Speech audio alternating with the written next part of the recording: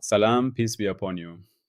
My name is Mohammed Layiq Sediqi, the father of Holophase. Part 9. Closure under Differentiation. Remember the language we are learning. There is one field, phi, the holophase, one continuous cyclic movement from which all of reality unfolds. When phi begins to change, its first derivatives appear, and with them the three dimensions show themselves at once. Time as omega, space as k, and motion as v, built from both. Every higher derivative is a finer question about how phi changes, and each one casts three shadows together: a time shadow, a space shadow, and the motion shadow. These echoes mix and weave into one another, forming the patterns we call fields, particles, bodies, thoughts, and worlds. In this picture, everything that exists is a living tapestry of phi, endlessly echoing through its derivatives and their dimensional shadows. Today, we listen to just one of those echoes. We are in Episode 8, The Pure Abstract Language. We are deep in Book 8.3, Exploring Abstract Syntax, how phi sentences are allowed to be written before they ever become physical laws in a universe. In the last part, we met constraint relations, the grammar rules that link derivatives together and rule out nonsense combinations. Today, we discover a remarkable property of this grammar, a feature so fundamental that it guarantees the language can keep describing reality in finer and finer detail without ever breaking its own rules. This property is called closure under differentiation. I. A language that never exhausts itself. Imagine a language where, no matter how subtle the idea you want to express, you never have to invent a new kind of word. You might need longer sentences, more careful phrasing, or more layers of nuance, but every time you refine what you're saying, you still stay inside the same vocabulary. Nouns, verbs, adjectives, adverbs, recombined, rephrased, taken to new heights of poetry, but never replaced by alien symbols from the outside. This is exactly what closure under differentiation means for the holophase language. Take anything you can build from phi and its derivatives. It might be a simple first derivative like omega. It might be a mixed second derivative that links time and space. It might be a complicated expression like curvature squared times a gradient, or a divergence of a velocity field built from phi. All of these are phrases in the language of change. Now apply the basic operation of this language. Ask how that phrase itself changes. Take its derivative. You might differentiate it in time, or in space, or along a motion path. The surprising and beautiful fact is that the answer is always another phrase written in the same alphabet of derivatives of phi. You never get something fundamentally new, some mysterious quantity that cannot be expressed inside the system. The language folds back into itself. Closure under differentiation means the holophase language is self-replenishing. However deeply you drill into the structure of change, you never hit a wall that says, to describe what happens next, you must import a new primitive. The one field, phi, and all of its derivatives are enough. The toolbox never runs out of tools. 2. Linguistic role, the generative engine. In our language metaphor, closure under differentiation is the generative engine that keeps the language alive. It is the rule that guarantees the alphabet of derivatives is not just a static list of symbols, but a living system that can endlessly produce new, valid expressions. Think of how you use a natural language. From a small set of basic words, you can construct children's stories, scientific articles, jokes, prayers, legal contracts, and poetry. The power of the language does not come from endlessly adding new letters to the alphabet. It comes from being able to combine the same letters and words in endlessly creative ways, under stable grammatical rules. The holophase language works the same way, but with derivatives. Phi is the base symbol. Its first derivatives are like the core letters. Its second and higher derivatives are like syllables and clusters. Closure under differentiation says that whenever you take an existing expression and ask, how does this change? The answer is still written in the same alphabet. The structure is productive. It can keep generating meaning without running out of building blocks. This makes the language teachable. You do not have to remember a million separate symbols, each invented for one special case. You learn the basic derivative operations, the way time and space derivatives interact, and the grammar that constrains them. From there, closure guarantees that every refined question you ask will return an answer inside the same shared vocabulary. The generative engine keeps turning. Closure is also what makes Phi language feel lawful rather than chaotic. There are no sudden, unmotivated jumps to unrelated quantities.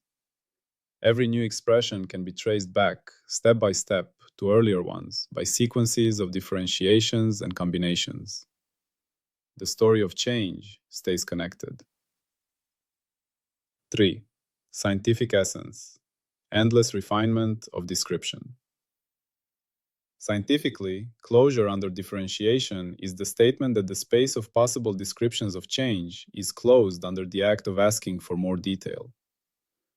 Whenever you say, "Tell me more precisely how this behaves," and you express that request as taking a derivative, the result remains inside the same descriptive framework.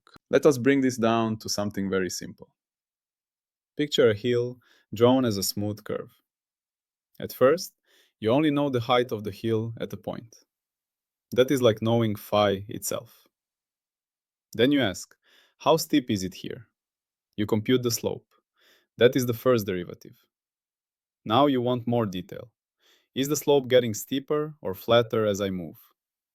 You compute the curvature, the second derivative. You can keep going. How does the curvature change? How does that change of curvature change? And so on. Each time, you are moving to a higher derivative. Closure under differentiation says, no matter how far you go, you never leave the family of derivatives of the original height function. Every finer description is still just another derivative of the same thing. Replace the hill with anything that can be represented as a smooth field. Temperature across a room, pressure in the atmosphere, density in a galaxy, intensity in a laser beam. In each case, the same story holds. You start with phi. You ask how it changes, then how that change changes, and so on. You never have to introduce a new, unrelated variable to keep describing what you see. The descriptive ladder is infinite, but every rung is made of the same material. This is why closure under differentiation is so powerful. It tells us that taking derivatives does not explode the theory into a mess of unrelated entities. Instead, it deepens the description of one underlying entity. The holophase is not just a static field. It is a field whose own patterns of change can be described endlessly by referring back to itself. 4. Position in the master tree. The growth law of the branches. Now, let us return to the master tree of derivatives. We have been climbing this tree for many episodes. Phi sits at the root. First derivatives form the thick primary branches. Second derivatives form smaller branches that grow from them. Third derivatives are finer twigs. Higher derivatives become ever more delicate, reaching into the smallest details of the canopy. Closure under differentiation is not a single new branch that we add to this picture. It is the growth law of the entire tree. It is the statement that from any point on any branch, new growth is always possible, and that all new growth belongs to the same tree. Take any branch, any derivative you like, high or low. Differentiate it. You have moved one step further along the tree. You have extended the branch, added a twig, refined the structure. You have not jumped to a new, unrelated plant. The identity of the tree is preserved. This is more than a poetic picture.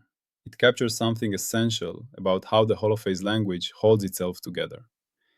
If closure did not hold, the master tree would have to be replaced by a forest of disconnected trees, each one describing only a small range of phenomena.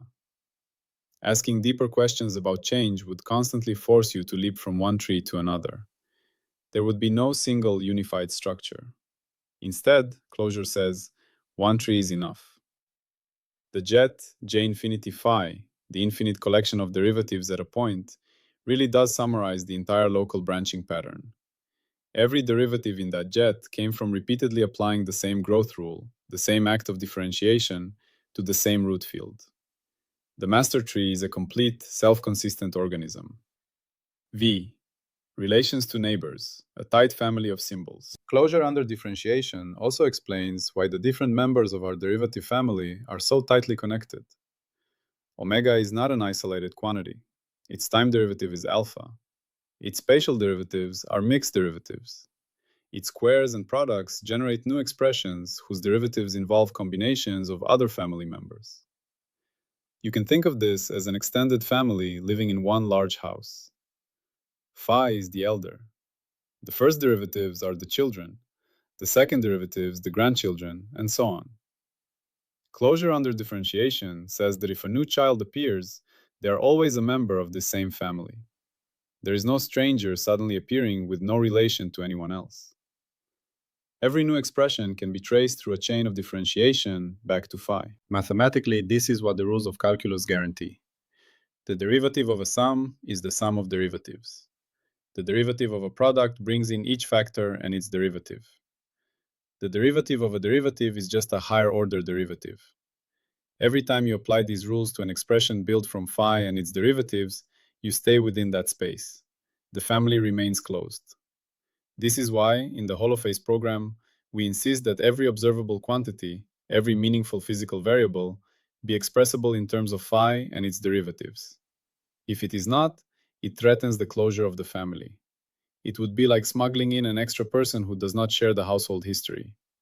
The theory becomes less tight, less elegant, and ultimately less testable. Closure makes a strong, clean promise. Everything that matters can be written using this one alphabet. If we ever find something that truly cannot be written this way, the promise has been broken, and the theory must change. 6. Semantic meaning. What closure really does.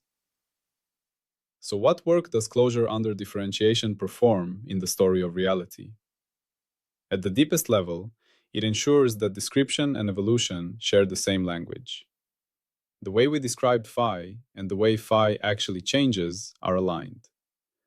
Remember that a derivative is not just a static measurement. It is already a kind of prediction. To say the slope here is 5 is to say, if I move a little in this direction, the value will change at roughly this rate. The derivative points towards nearby future values.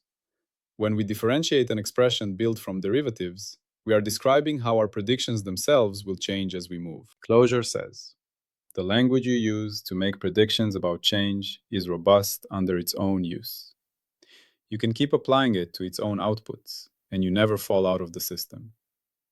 In that sense, closure under differentiation is what allows the holophase language to be both a language of being and a language of becoming. It also means the theory is scalable. You can apply the same descriptive tools to slow changes and fast changes, to coarse patterns and fine structures, to local phenomena and large-scale fields. The same operations work everywhere. The story is written with one ink. For listeners, the key takeaway is simple. Closure under differentiation is the guarantee that asking for more detail never destroys the coherence of the language. However complex the universe becomes, there is no point where phi must say, I cannot describe this further using my own vocabulary. The holophase can always talk about its own behavior at the next level down. 7. Stability and falsifiability, the self-sufficiency test. Like every serious idea in this program, closure under differentiation must be testable. It is not poetry alone. It is a claim about the structure of reality, and like all such claims, it stands under the light of possible falsification. The claim is this: every physically meaningful quantity, every variable that carries causal power, can be written as a function of phi and its derivatives. Moreover, when that quantity itself changes, its change can also be written in the same terms. No new primitive is ever required. How could this be tested? Imagine that, in some future experiment, we discover a new observable, call it x. We find that x is not just convenient bookkeeping, but has genuine physical significance. It is conserved in some processes. It appears in fundamental relationships. It seems to play the role of a basic building block in a new theory. Under closure, we are required to ask a hard question. Can x be expressed in terms of phi and its derivatives? Perhaps x is some combination of omega, k, and curvature. Perhaps it is a particular integral of energy density built from derivative squares. Perhaps it is a topological quantity that counts how many times phi winds around its value circle in a region. If we can find any such expression, and if that expression consistently predicts the behavior of X in experiments, closure survives the test. Our new quantity is not a stranger. It is a complicated but still native function of phi. But suppose we try everything. We explore all plausible combinations of derivatives, all reasonable integrals and functionals, and we cannot, even in principle, write X as anything built from phi. Suppose every attempt runs into contradictions or failures of prediction. Then we would have found something deeply important, an observable that lies outside the Holophase language as we have formulated it. At that point, honesty demands that we say closure, as originally stated, has been falsified.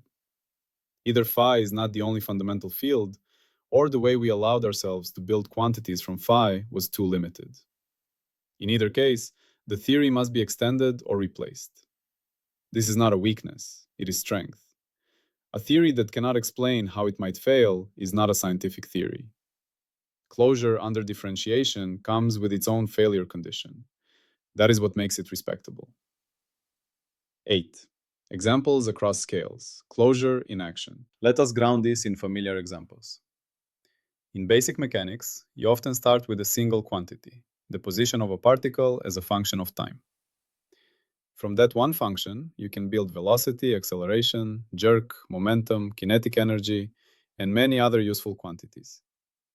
Every time you differentiate, you stay within a family of variables created from the original position variable and its derivatives. That is closure at work. In fluid dynamics, the primary field might be the velocity of the fluid at each point in space and time. From this, you can construct vorticity, divergence, strain rate, pressure gradients, and energy dissipation. All of these are built from derivatives of the velocity field, and possibly from derivatives of pressure or density fields, which themselves obey similar closure structures. Complex flows in the atmosphere or the ocean can be described using nothing more exotic than these derivative-based quantities. In electromagnetism, the electric and magnetic fields can be expressed in terms of potentials, whose derivatives generate the observable fields. The equations that govern them involve curls and divergences, spatial derivatives of these fields. Again, when you differentiate any of these objects, you stay inside the same language. The theory is closed under differentiation. Even in more abstract areas like general relativity, curvature tensors describing the bending of spacetime are built from derivatives of the metric field. Higher corrections and invariants are constructed from higher derivatives and combinations of curvature. The language becomes intricate, but it never fundamentally escapes the orbit of metric and its derivatives. These familiar theories are not holophase yet, but they echo the same pattern. A small set of fundamental fields and their derivatives are enough to describe an enormous variety of phenomena. Closure under differentiation in the holophase program is a bold step that says, what if we could do this with one field and one unified derivative tree? 9. Recognition skill. Spotting derivative closure in daily life. Even outside formal science, your intuition already uses a form of closure under differentiation. Whenever you track not just what is happening, but how what is happening is changing, and how that change is changing, you are thinking in derivatives. And when you do this without inventing new kinds of descriptions at each step, you are implicitly trusting closure. Think of learning a skill. At first, you know only your current level. Then you notice whether you are improving or getting rusty. That is the first derivative of your skill. Then you notice whether your improvement is speeding up or slowing down. That is the second derivative. You do not suddenly invent a new mental variable for each stage. You keep talking about my skill and its rate of change. Your personal narrative is closed under differentiation. Consider emotions. You might say, I am anxious. Then you might notice, my anxiety is easing. Then, the easing is speeding up. You are stacking derivatives of one underlying feeling, but you still speak within the same emotional language. You do not invent a new basic feeling every time the rate changes. Your inner language is also closed. Whenever you notice that a more detailed description of a situation can be expressed as, how fast this is changing or how fast the change is changing. You are seeing a small reflection of the same closure principle that we are elevating to a universal rule in Holophase. X. Return to phi. One field, one language, endless depth. Let us return finally to phi. We began this part by saying that closure under differentiation means the language can deepen forever without leaving itself. Now we can say it more directly. Phi is the single cyclic field from which all of reality unfolds. Its derivatives give us time, space, and motion together. Higher derivatives give us finer questions about how those three dimensions behave. The complete jet J infinity phi gathers every one of these questions and answers at a point into one infinite local dictionary. Constraint relations give us the grammar that ties these answers together and filters out nonsense. Closure under differentiation is the promise that this whole structure is self-sufficient. From phi and its derivatives, you can always take one more derivative, ask one more question, demand one more layer of precision, and the answer will still be written in the same language.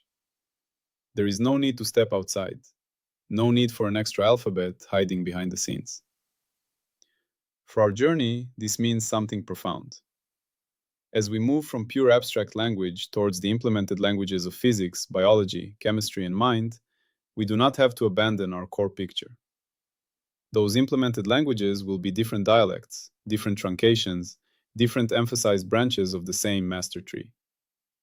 Closure under differentiation guarantees that, in principle, all of them can be seen as stories written with the same ink. Zooming out, remember that everything we have explored is still just one field, phi, and its derivatives.